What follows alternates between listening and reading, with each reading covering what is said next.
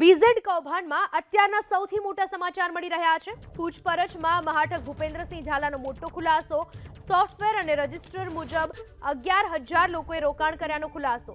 ભૂપેન્દ્રસિંહ ઝાલાના દાવા મુજબ 120 કરોડ રૂપિયા પરત કરવાના બાકી। બેંક રેકોર્ડ પ્રમાણે 92 થી 94 કરોડ રૂપિયા પરત કરવાના બાકી। 4 કંપનીના 16 જેટલા બેંક એકાઉન્ટમાં મુખ્ય ટ્રાન્ઝેક્શન થયા હોવાનું જાણવા મળ્યું છે।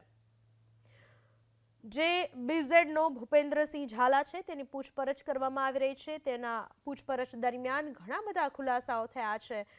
ઘણા લોકોને ફોન ગિફ્ટ કર્યાના પણ ખુલાસા થયા છે। તો બેંક રેકોર્ડ પ્રમાણે 92 થી 94 કરોડ રૂપિયા પરત આપવાના બાકી છે। 4 કંપનીઓના 16 જેટલા બેંક એકાઉન્ટમાં મુખ્ય ટ્રાન્ઝેક્શન થયા હોવાનું પૂછપરછમાં બહાર આવ્યું છે।